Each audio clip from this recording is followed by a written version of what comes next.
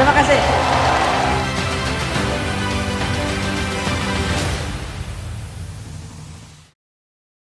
Bismillahirrahmanirrahim. Assalamualaikum warahmatullahi wabarakatuh.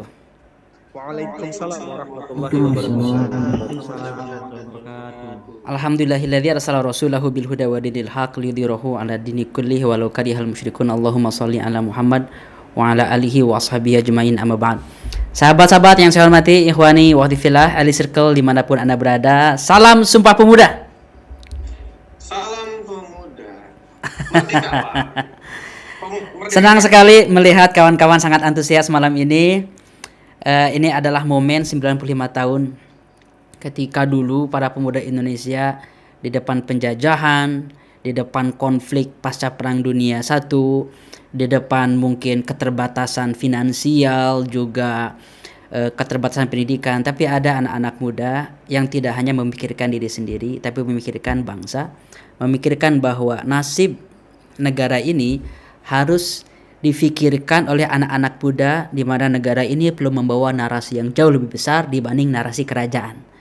Itulah sebabnya anak-anak muda Indonesia saat itu berpikir out of the box, di atas rata-rata, ketika mereka berpikir tentang berdirinya sebuah negara baru, bangsa baru, tanah air baru, bahasa baru. Itulah Sumpah Pemuda.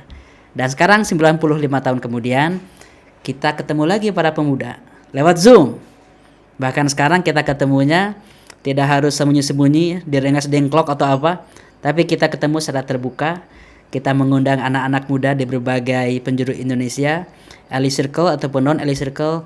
Welcome to Ali Circle Talk. Selamat datang di forum ini. Alhamdulillahirrahmanirrahim, saya sangat senang melihat sobat-sobat semua, khususnya Coach Dimi nih di studio yang sudah standby. Ahlan Coach Dimi, terima kasih yang sudah membuka acaranya dengan sangat menarik. Siap Kang El? Alhamdulillahirrahmanirrahim. Ada Fatwa di situ? Ada Kang, tuh di depan saya. Lagi jadi operator ya. Kawan-kawan semua, sobat-sobat Ali Circle, ini dari Papua sampai Aceh, sampai Mesir, Timur Tengah, di Mesir ada, di Uni Emirat sekarang ada, di Saudi Arabia, hingga ke Turki dan Eropa, bahkan ke Kanada. Alhamdulillahirrahmanirrahim. Sekarang Ali Circle makin berkembang, dan juga hari ini insya Allah saya akan mulai berbicara tentang apa visi ke depan kita. Ini baru pertama kali saya sampaikan, karena memang segala sesuatu ada jadwalnya, ada timingnya, ada saatnya disampaikan ke kawan-kawan. Semuanya sistematis, semuanya terencana agar sahabat-sahabat menyerapnya itu perlahan-lahan. Jadi insya Allah pada malam hari ini saya akan berbincang dengan kawan-kawan semua tentang visi kita mau ngapain sih. Nah inilah insya Allah ya, Sumpah Kontribusi Pemuda, visi Ali Circle jangka panjang, dan visi Ali Circle 2024. Ini ada tahun nih, ada angka 2024 nih. Mengindikasikan apa ini? Pemilu, Bang. Mengindikasikan tahun depan, bukan pemilu. Ini nggak ada hubungannya dengan caleg menyaleg atau politik praktis ya sahabat-sahabat. Nah sahabat-sahabat semua, di hari Minggu biasanya insya Allah kita akan selalu rutin mengadakan Ali Circle Talk. Ini adalah forum ketemuan kita, ruang kontribusi anak-anak muda EC untuk publik Indonesia dan untuk muslim-muslimah di berbagai negara ya, dalam bahasa Indonesia sementara ini. Insya Allah nanti ke depan kita akan berkembang. Saya akan berbicara tentang banyak hal hari ini, tapi khususnya tentang visi pemuda Indonesia. Di sini ada background gambar, ada yang tercapture di sini. Siapa yang terciduk? Ini adalah foto gathering kemarin nih. Ketika tahun kemarin 2022 sebelum Ramadan kita ngumpul ya di hutan. Rekreasi, healing sambil kita belajar berbagai hal dan berkenalan. Sahabat-sahabat, saya akan langsung aja. Apa sih yang kita inginkan? Apa yang kita kejar? Apa visi kita semua sahabat-sahabat? Konkret. Kita ini ingin mencetak sebuah generasi. Generasi leader. Bukan 1-2 orang. Sahabat-sahabat perlu melihat diksinya, kalimatnya, karena insya Allah inilah yang akan kita perjuangkan selama 20-30 tahun ke depan. Kita tidak ingin mencetak training leader 10 orang, 20 orang jadi enggak. We are creating a generation of leader. Kita akan mencetak generasi pemimpin yang punya kualifikasi, enggak asal-asalan. Generasi pemimpin ini harus memiliki mindset dan juga kapasitas di atas rata-rata. Kapasitas global. Beberapa bulan yang lalu ketika saya mengantar Profesor Karim Ifrak, Beliau bilang, kalian semua kadang-kadang tidak terlalu menghargai dan merasakan dahsyatnya Soekarno bagi seluruh dunia. Yang namanya Soekarno itu, kata beliau, menggoncangkan dunia ketika umat manusia itu dipecah menjadi blok komunis, sosialis, dan blok kapitalis, liberalis. Soekarno menawarkan satu blok baru, non-blok, Konferensi Asia Afrika, yang merekrut puluhan negara sampai mereka menjadi merdeka. Dia pidato di depan berbagai pemimpin negara in English, parler français, dalam bahasa Prancis. Kadang-kadang dia bisa juga menggunakan bahasa Jepang, Arab, dan juga dia lancar sekali bahasa Belandanya. Kapasitasnya global. Ketika turun dari pesawat disambut oleh warga Amerika, didampingi oleh presidennya, masuk ke dalam mobil itu lalu konvoi di tengah-tengah jalanan Amerika dan disambut layaknya seorang pahlawan. Itu kapasitas Soekarno. Seorang pemimpin yang mampu berbicara di depan publik dunia tanpa teks, tanpa persiapan, orator, dan juga dia punya visi internasional. Inilah kapasitas Muslim yang ingin kita bangun, sobat-sobat semua. Dan cara membangunnya, saya tahu jalannya, dan saya tahu Anda semua bisa, dan fasilitas belajarnya sangat terbuka. Inilah yang kita inginkan. Generasi leader yang kapasitas dan mindsetnya global. Lalu, apa yang akan mereka kerjakan? Kapasitas global ini bukan buat diri pribadi, bukan hanya buat jagalah hati, lalu juga soleh pribadi untuk qiyamul lailnya atau untuk bacaan Qur'annya, enggak cukup di situ. Tapi para pemimpin muda ini harus siap memimpin perubahan. Kalau kondisi sebuah bangsa saat itu hancur, bawa bangkit. Kalau saat itu sedang maju, bawa melesat dan sampai menjadi puncaknya. Kalau kondisi Indonesia itu sedang dipenuhi oleh pemimpin-pemimpin lemah, Anda bawa perubahan menjadi pemimpin yang kuat. Kalau di situ pemimpinnya pada kuat, Anda buat perubahan menjadi pemimpin yang dahsyat, yang agung. Andalah yang kemudian hari 20-30 tahun kemudian memimpin perubahan di berbagai bidang kehidupan. Dan Elite Circle ini tidak menyasar politik praktis. Itu janji saya. Sehingga Elite Circle ini akan mengisi ruang pendidikan, akan mengisi ruang urban farming, environment, isu-isu perempuan, isu-isu tentang anak-anak, isu tentang sastra, kesenian, perfilman. Berbagai isu harus dimasuki oleh anak-anak muda yang bermental leader di berbagai bidang. Siapa yang menjadi usernya? Indonesia. Kita masuk berbagai bidang kehidupan untuk membangun Indonesia yang kuat dan menginspirasi dunia. Kenapa menginspirasi dunia? Karena Indonesia layak menjadi role model bagi berbagai negara di masa depan. I will tell you why. Saya akan kasih tahu kenapa Indonesia itu bisa menjadi inspirator dunia. Dan bagi seorang Elite Circle Muslim, seluruh agenda kita, nasionalisme, membangun bangsa, merealisasikan mimpi founding father, tujuan dasarnya adalah lillahi ta'ala, inna salati wa nusuki wa mahyaya wa mamati lillahi rabbil alamin. Inilah yang menjadi kontribusi unggulan masing-masing. Sebagai bahan kita ketemu pencipta kita, Allah Subhanahu wa taala. Yang kita rangkum dengan istilah creating impactful generation. Inilah yang kita harapkan. Jadi kalau Anda semua selama 5-6 tahun terakhir bertanya-tanya, Kang Elvandi, Elite Circle mau dibawa kemana? Ini gerakan apa? Akan mengarah kemana? Afiliasi ke partai politik mana? Apakah ini ada gerakan internasional? No. Ini adalah gerakan anak-anak muda yang disiapkan untuk menjadi pemimpin bangsa dan mengubah Indonesia menjadi Indonesia yang strong dan menjadi inspirator dunia. Dan itu semua kita lakukan sebagai cara kita untuk mendapatkan rahmat Allah Subhanahu wa taala. Sederhana. Itulah visi kita, sahabat-sahabat ya. Kawan-kawan perlu menghafalkan visi ini. Jadi kalau kita bedah, ada 5 fitur atau 5 elemen dalam visi kita. Kalau kita bangun itu ya, kalau kita bedah itu. Yang pertama, sahabat-sahabat, adalah niat. Semua gerakan yang kita lakukan, komunitas, mau kita bikin gerakan baca, lingkungan apapun, niatnya harus jelas. Lillahi ta'ala wa ma khalaqtul jinna wal insa illa liya'budun. Yang kedua, niatnya cukup tapi punya kapasitas. Kapasitas inilah yang akan kita bangun selama 20-30 tahun ke depan.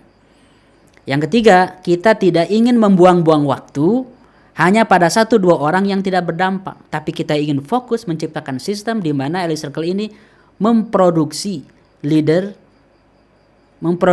as an industry. Beda ya, kerajinan tangan. Misalnya apa? Kerajinan tangan itu kita bikin sulam satu demi satu. Tapi kalau ingin memproduksi 1 juta item, sulit. Itu harus bikin pabrik. Nah, yang kita inginkan adalah mencetak para leader dalam bentuk public leader, industry of leadership. Maka yang kita pikirkan di Elite Circle ini, bagaimana mencetak sebanyak-banyaknya, kuantitasnya, dan setinggi-tingginya kualitasnya. Generasi leader kita fokuskan, bukan 1-2 orang.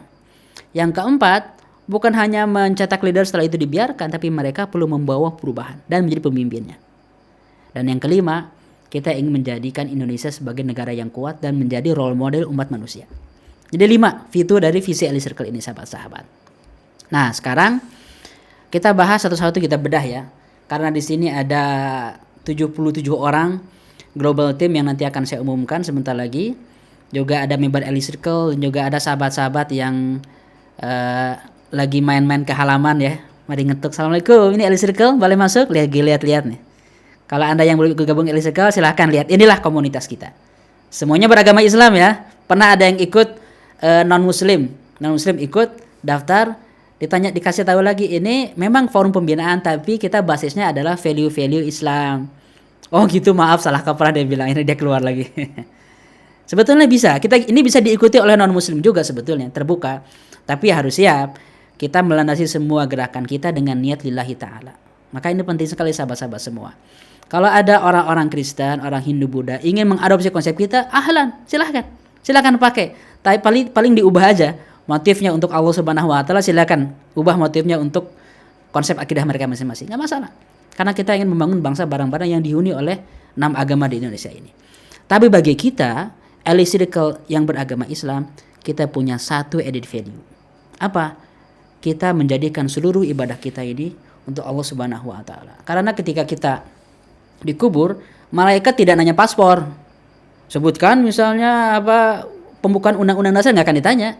Man robbuka, madinuka, man nabiyuka. 3 pertanyaan, siapa Tuhanmu, siapa nabimu, apa agamamu. Ketika di padang mahsyar nanti ada miliaran manusia berkumpul ngantri di padang mahsyar, lalu panas terik dekat dengan matahari, kita berkeringat, ada yang keringatnya sampai mata kaki, sampai lutut, ada yang tenggelam dengan keringatnya. Miliaran tahun barangkali kita akan menunggu di padang mahsyar. What will we do? Kita akan laporan tentang sebuah amal yang kita lakukan.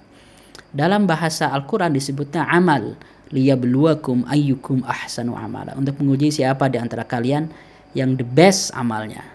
Itu yang akan kita laporkan di akhirat kan? Bukan paspor, bukan nationality, bukan kerajaan mana, bukan afiliasi, bukan partai politik, bukan jamaah. Individual dan amal-amal. Inilah yang saya sebut dengan kontribusi unggulan. Anda semua Elit Circle wajib, harus, seluruh member Elit Circle dari batch 1 sampai batch 27 harus memiliki RKU. Kalau nggak memiliki RKU, bukan bagian dari Elit Circle. Secara organisasi tidak punya RKU, bukan bagian dari Elit Circle. Kalau belum punya RKU, akan kami bantu. Kenapa? Karena ini adalah jaminan bahwa Anda beramal soleh hari demi hari, tahun demi tahun untuk Allah Subhanahu wa taala. Kita terus terang, saya dengan Coach Surya ngobrol banyak tentang bagaimana memilih segmentasi dan bagaimana kita menghabiskan energi kita. Saya bilang, kita tidak boleh menghabiskan energi untuk anak-anak muda yang ingin sukses, ingin belajar, tapi hanya buat karir pribadi dan keluarganya.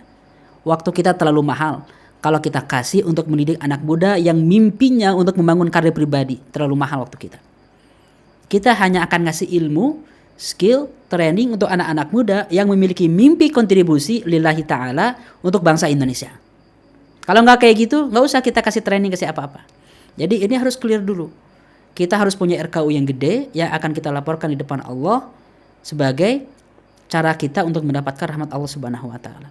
Ini sudah saya jelaskan ya di Elit Circle sesi kedua dalam stage 1. Maka jadikanlah seluruh amal-amal soleh kita itu untuk Allah Subhanahu wa taala. Niat kita terus diluruskan. Ikut Elit Circle untuk berjejaring, itu berjejaring hanya prosesnya aja ataupun hanya untuk menjaga komunitas kita ini agar saling mensupport. Saya membangun bangsa ini karena saya ingin tokoh perubahan, masuk neraka lu. Kenapa? Itu namanya ria.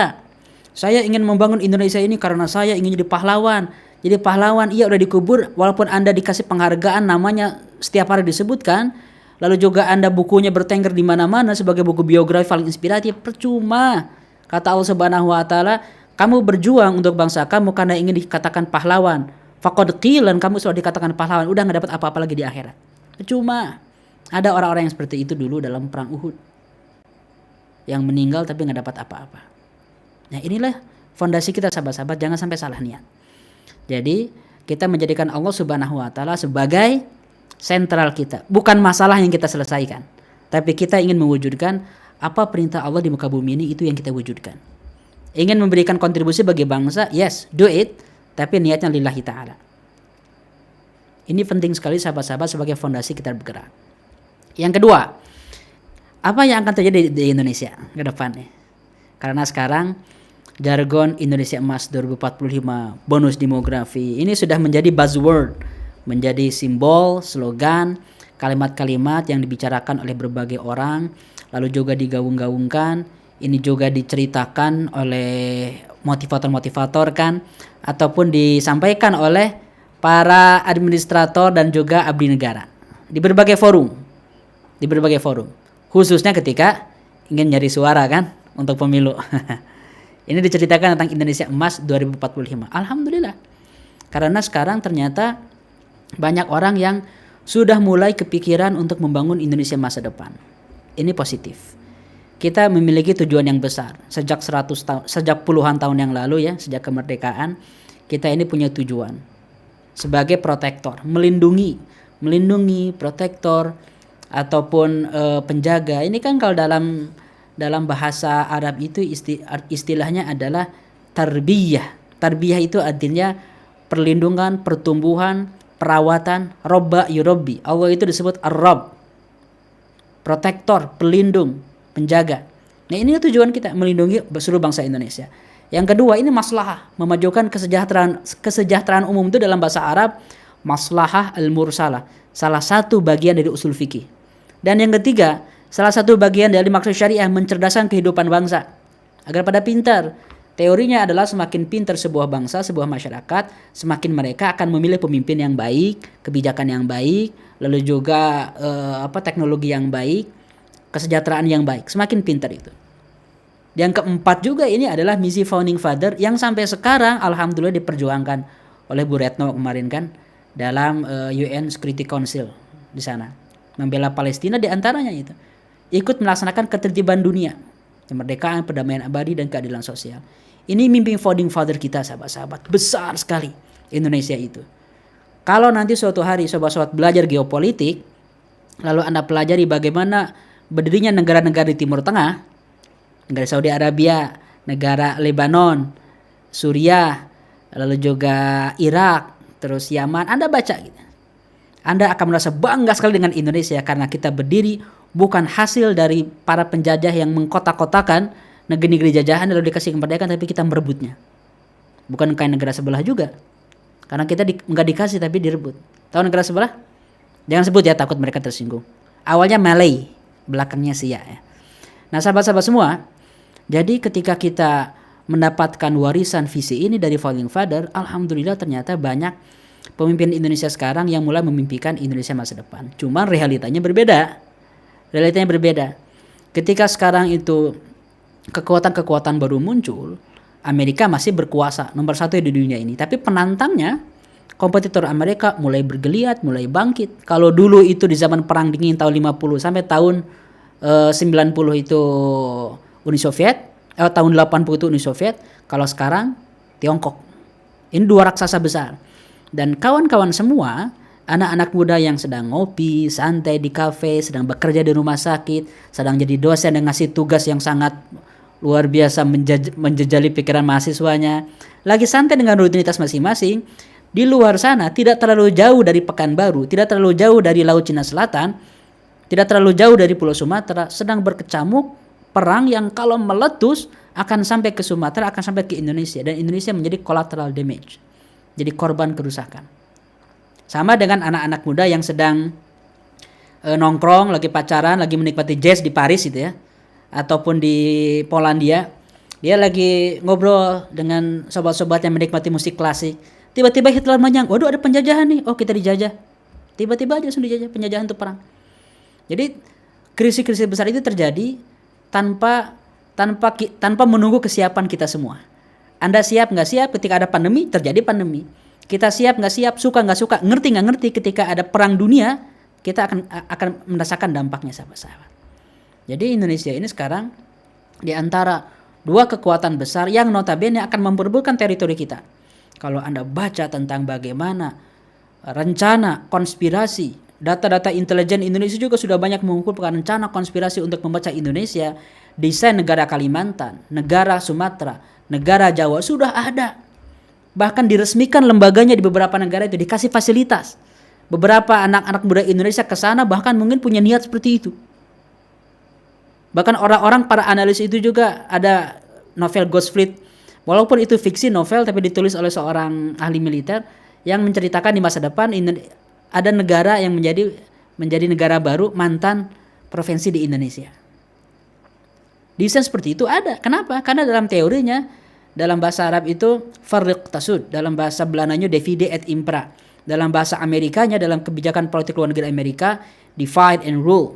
Pecah belah maka Anda akan memimpin. Itu yang terjadi di Timur Tengah. Pecahan-pecahan Daulah Utsmaniyah, dan itu yang akan terjadi di Indonesia kalau nggak ada anak-anak muda yang mengawal.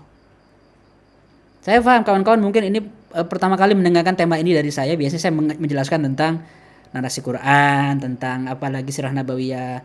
Tapi sahabat-sahabat, kalau sobat-sobat tidak menjadi pengawalnya, tidak menjadi orang-orang yang concern dengan isu ini, maka nggak akan ada lagi orang-orang yang bisa mendampinginya.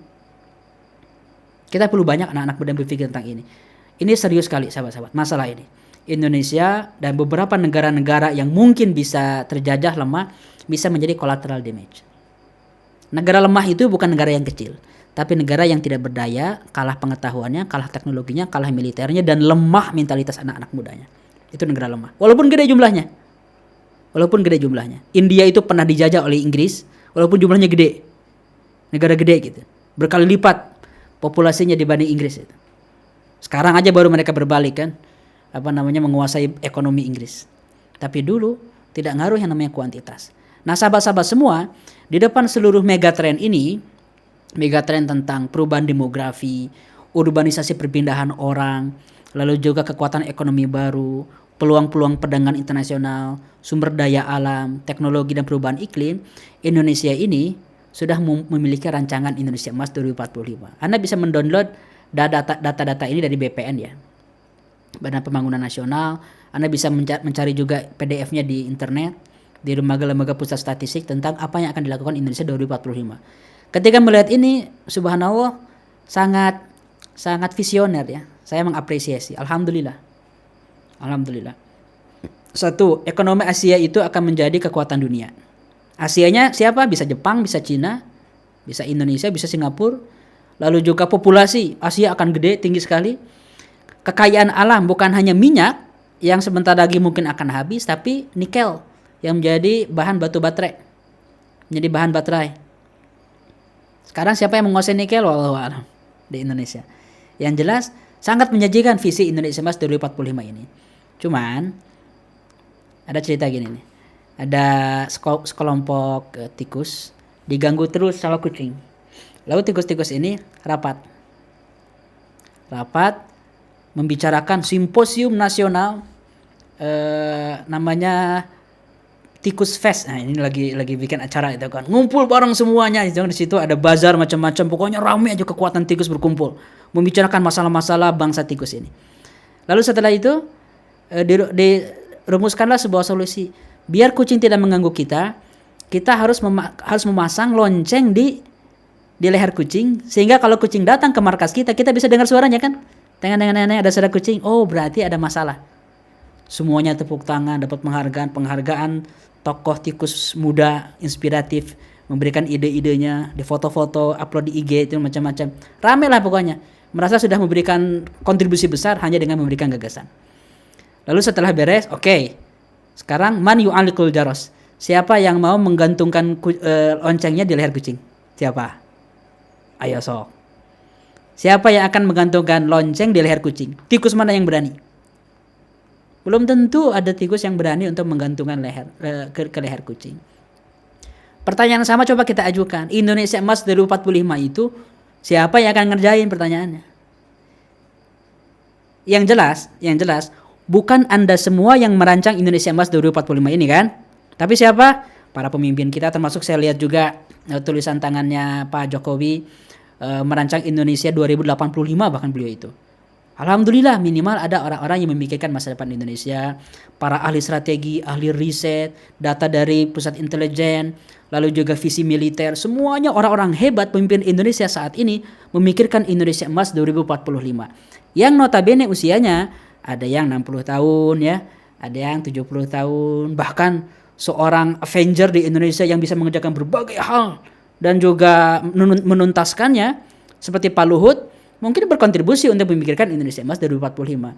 Tapi apakah orang-orang hebat ini di Indonesia akan merealisasi dan juga mengeksekusinya 20 tahun lagi? 23 tahun lagi. Yang sekarang usia 70 tahun.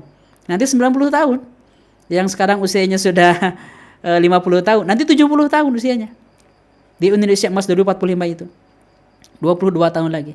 Jadi pertanyaannya siapa yang akan mengeksekusi? Kalau usia leader itu antara 40 sampai 60 tahun, siapa mereka 23 tahun lagi? Anda bisa menjawabnya kan?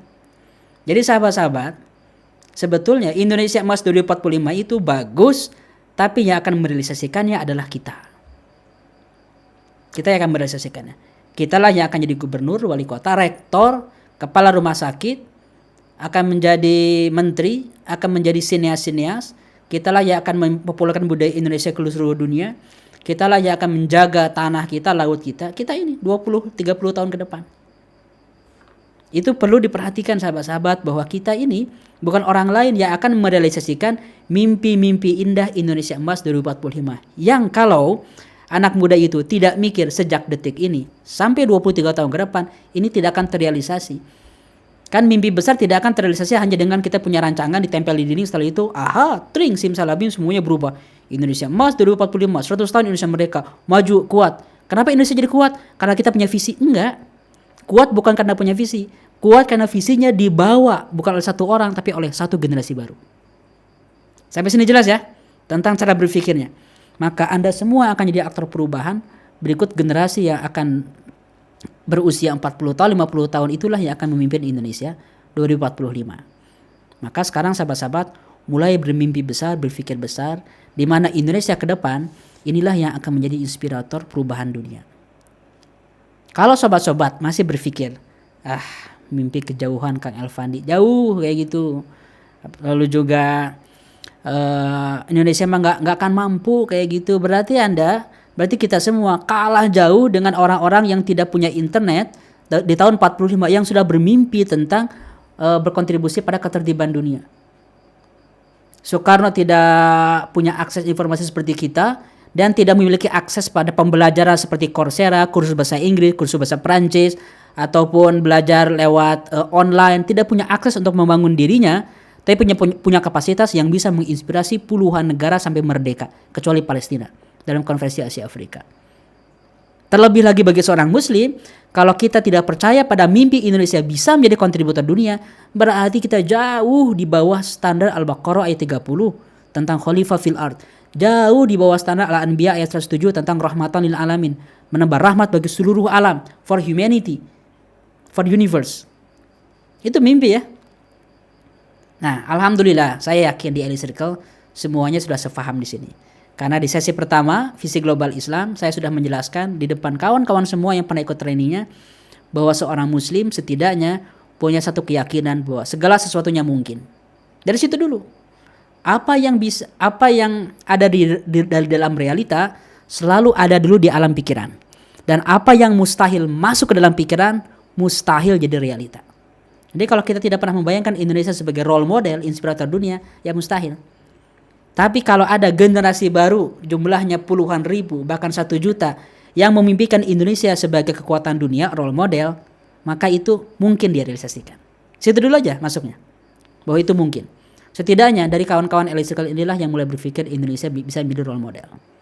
Oke sahabat-sahabat, peta jalannya insya Allah sudah ada. Rencana pembangunan Indonesia ada 4 pilar ya, tentang SDM, ekonomi yang sustainable economy, lalu juga pembangunan yang equal, lalu juga negara yang demokratis, kuat, bersih. Ini sudah ada peta jalannya, alhamdulillah. Tidak terlalu banyak mikir lagi kita. Yang paling dibutuhkan sekarang adalah menyiapkan generasi yang akan merealisasikan visi Indonesia Emas 2045. Itu. SDM, kita tahu lah SDM butuh apa. Tapi SDM jangan sampai mencetak generasi bonus demografi anak-anak mudanya banyak tapi menjadi kuli bagi negara lain, menjadi konsumtor teknologi, menjadi pengguna dan follower budaya orang lain. Orang lain di belahan dunia sana lagi makan ini kan, orang-orang Korea lagi makan mie ramen ceritanya. Lalu mereka berpikir, orang-orang elitnya, abang sio, opa, kita bikin dansa seluruh dunia yuk biar terkenal. Hike. Kalau hike itu Jepang ya. Oke katanya. Tiba-tiba mereka bikin, dipopulerkan, ada jubirnya, ada brand ambassador-nya, ada strateginya, ada lobby-lobby negaranya, viral seluruh dunia. Sampai ada arminya kan.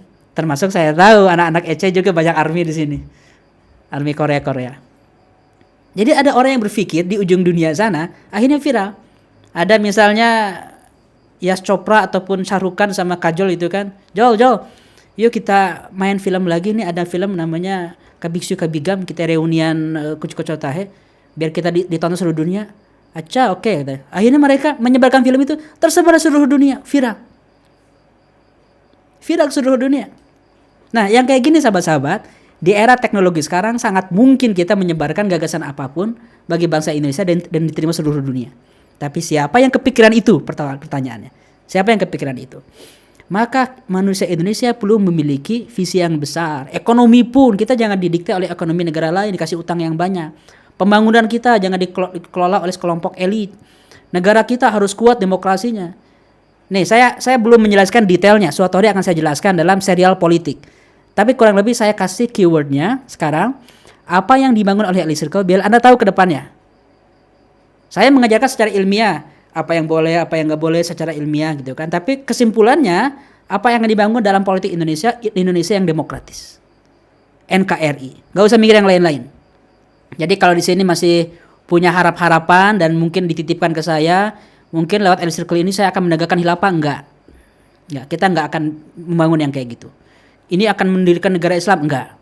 Kita ingin menjadikan Indonesia negara yang kuat, demokratis, tapi penggunanya, leader-leadernya memiliki ketakwaan lillahi ta'ala.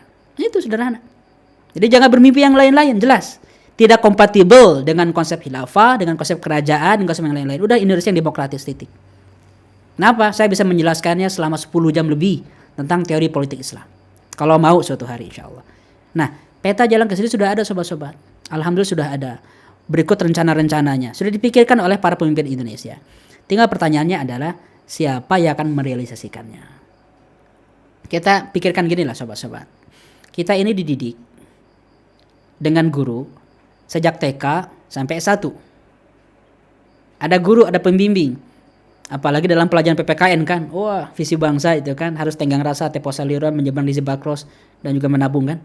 Kita diajari tentang hal-hal mulia. Lalu setelah beres kuliah, siapa yang mengajari kita, mendampingi kita, mengevaluasi kita, memasang target agar kita bertumbuh terus siapa? Kalau ada perusahaan yang bosnya, leadernya itu visioner dan sebagai coach, kalau dalam bahasa coach itu apa? Bukunya Leader as a Coach gitu kan. Kalau pemimpinnya kayak Coach Surya kayak gitu, semua anak buahnya berkembang. Tapi kan tidak semuanya seperti itu. Ada orang yang tenggelam dari usia 25 tahun sampai usia 60 tahun pada karir rutinitas pekerjaan yang sama nggak berkembang. Dia akan mengatakan gini di usia 60 tahun. Saya suka dengan Anda, sangat semangat sekali. Dulu waktu saya muda usia 20 tahun saya gitu juga. Ya anak kemana sekarang? Akan ada anak-anak muda di usia 60 tahun. Mantan anak muda di usia 60 tahun yang mengatakan, dulu waktu saya usia 25 tahun tuh saya rajin komunitas, sekarang tuh udah malas, repot, cucu-cucu juga pada bandel, harus ngurusin anak-anak juga sengketa warisan, repot.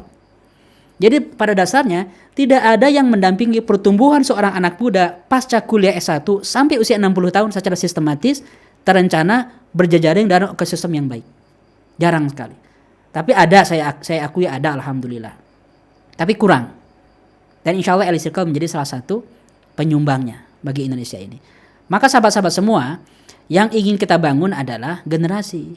Kita tidak terlalu mengkhawatirkan masalah krisis, karena pada dasarnya masalah itu akan selalu ada. Masalah akan selalu ada. Kata Rasulullah itu, Rasulullah menggambar sebuah kotak. Di kotak itu ada garis keluar dari kotaknya, dan itu di antara garis lurus itu ada garis-garis seperti zebra, seperti tulang ikan, rusuknya ikan. Ada tulang tengahnya, ada garis-garis seperti rusuknya ikan. Kata Rasulullah, kotak ini adalah ajal manusia.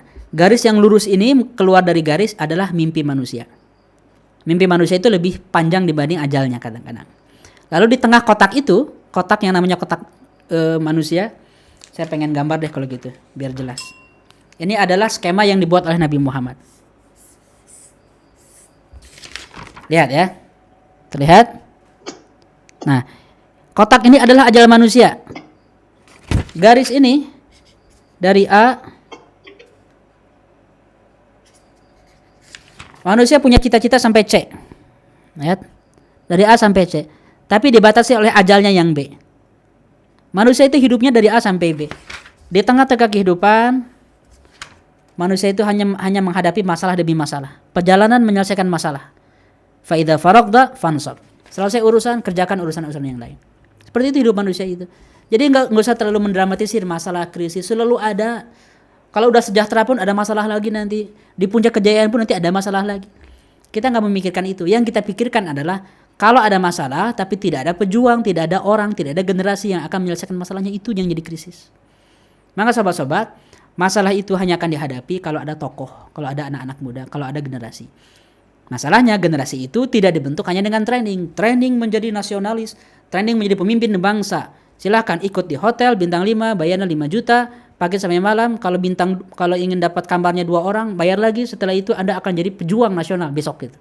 Kan enggak kayak gitu. Dia training 10 sesi kan enggak tiba-tiba menjadi orang yang punya visi juga, enggak.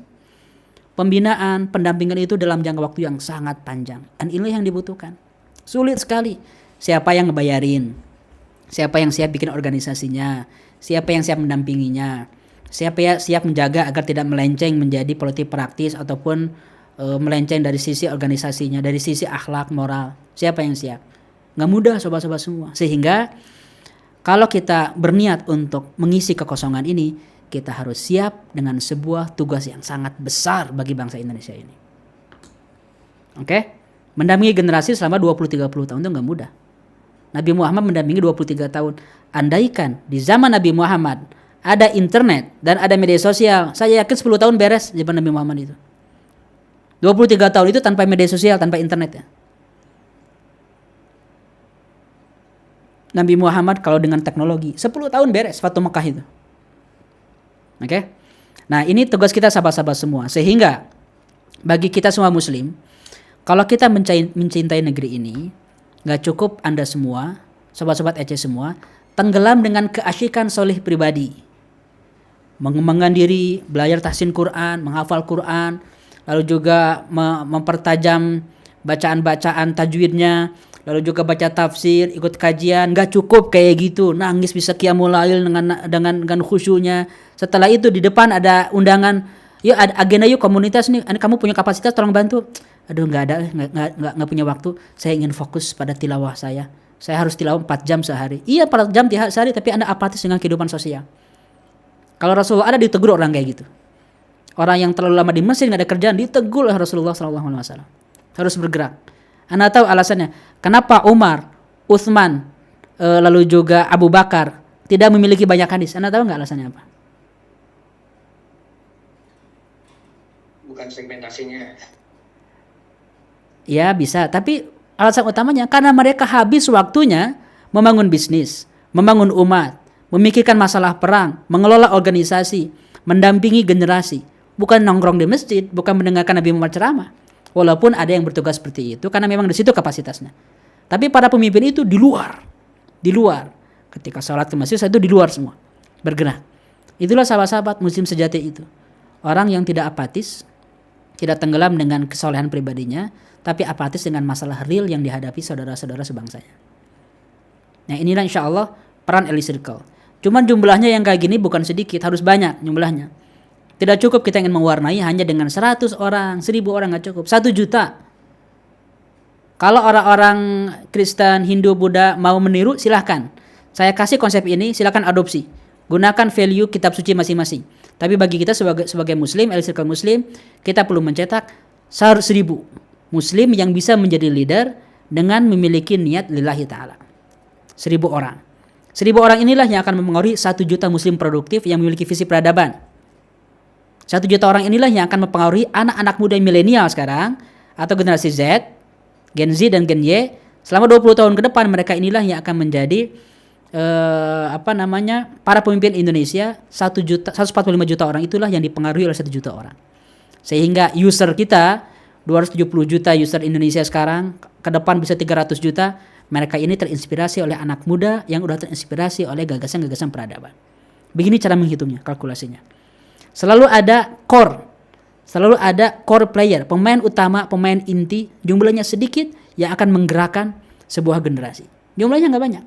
Nabi Muhammad itu menyiapkan 1.400 orang dalam Hudaybiyah itu yang akan menjadi tulang punggung dalam semua perjuangan ketika Rasulullah itu terjepit dalam situasi yang hampir kalah dalam perang Hunain. Apa yang dikatakan oleh Nabi Muhammad?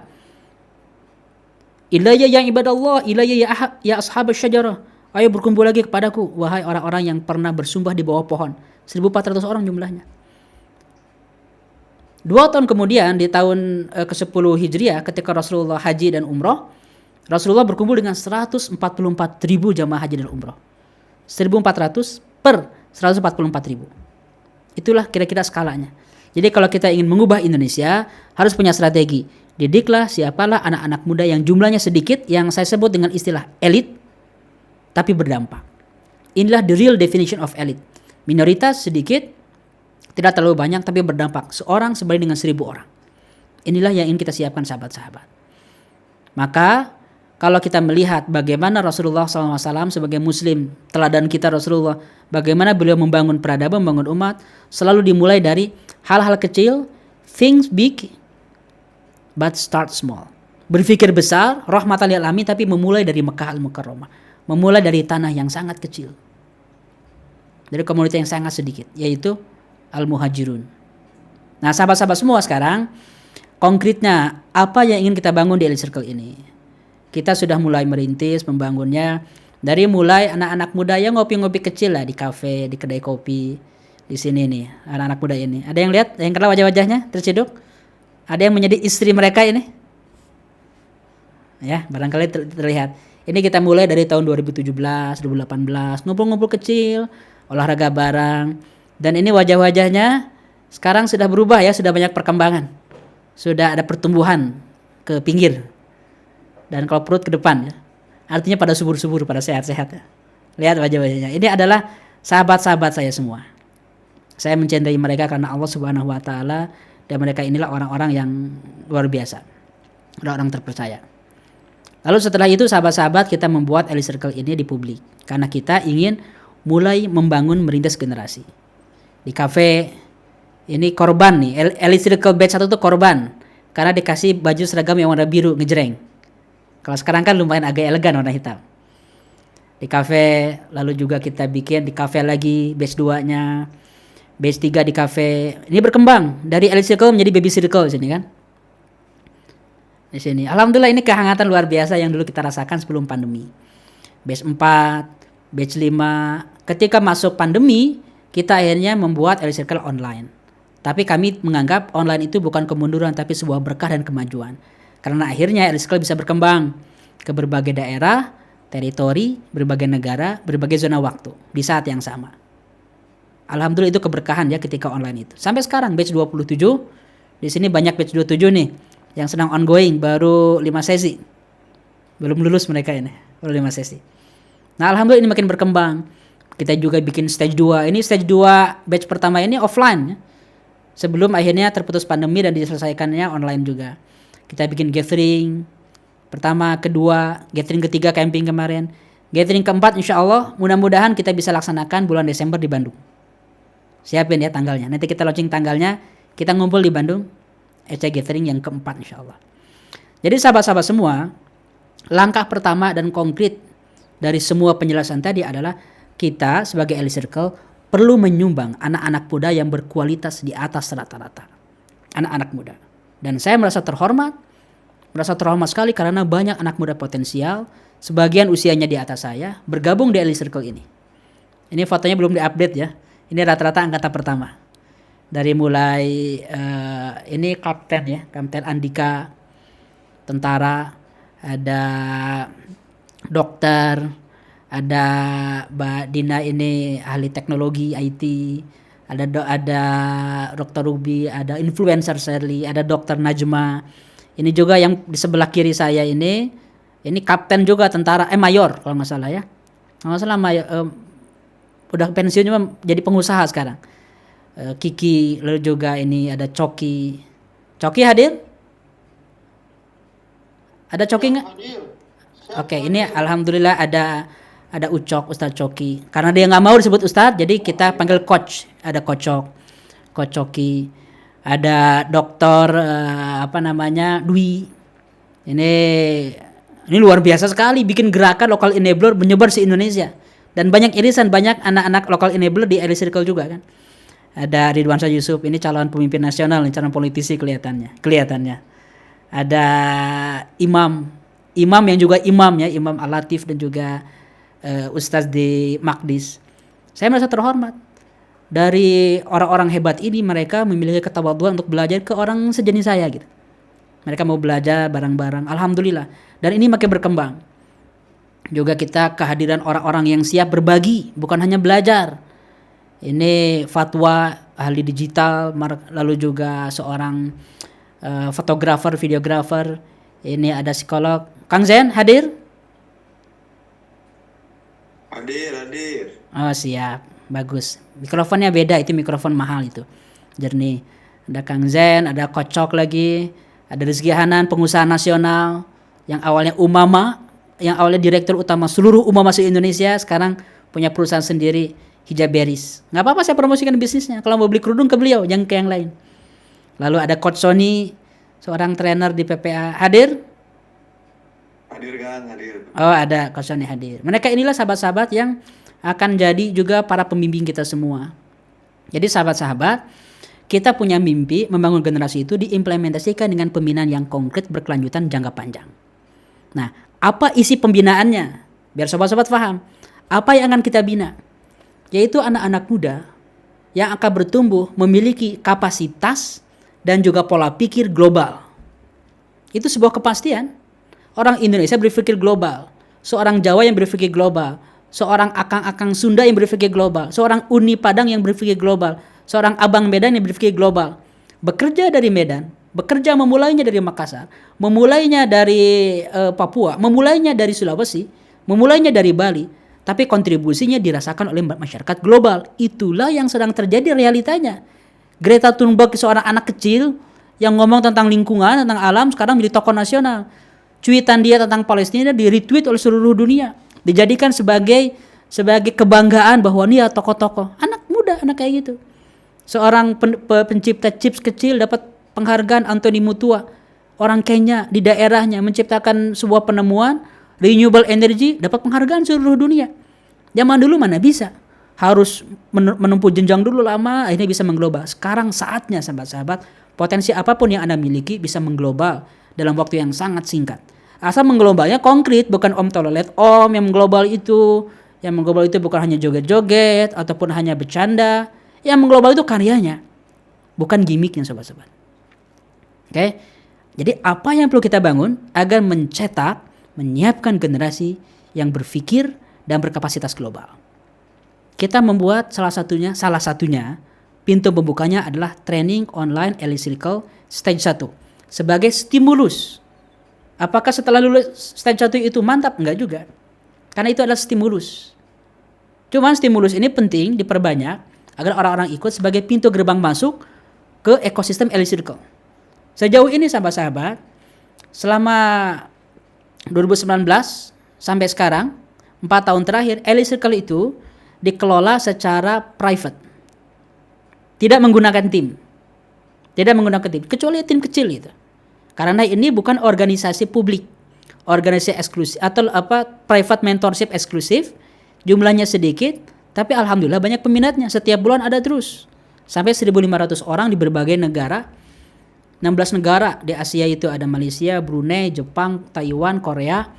Di Timur Tengah itu Saudi Arabia, Mesir, terus ini Emirat Arab.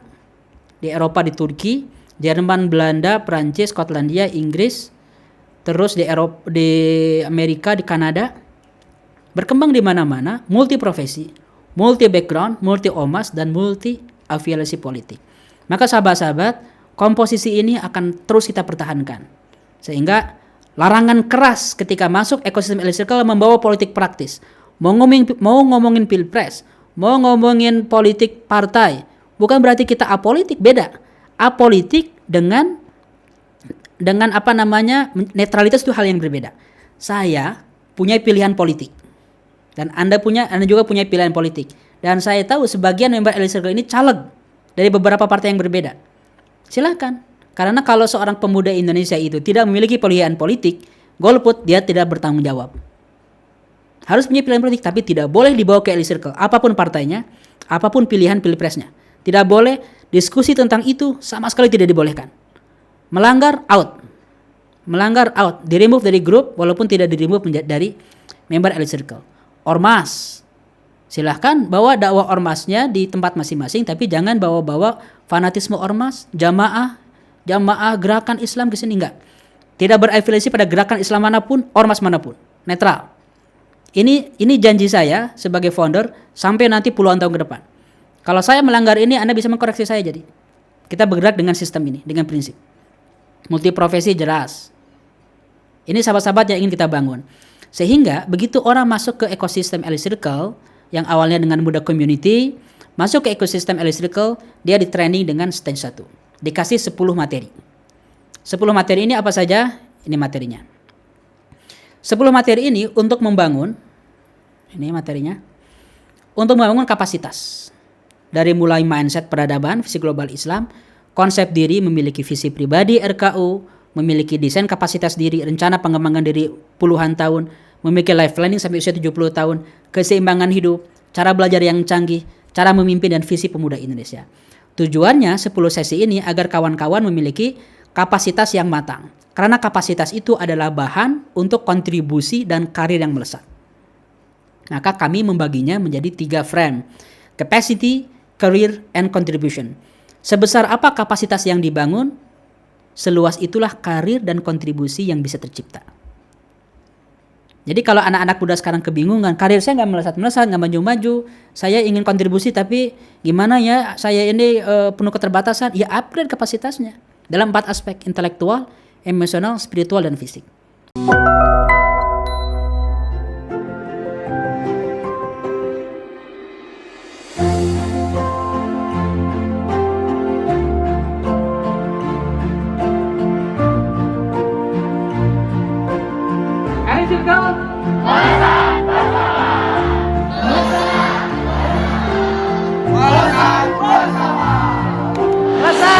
Bersama. Terima kasih.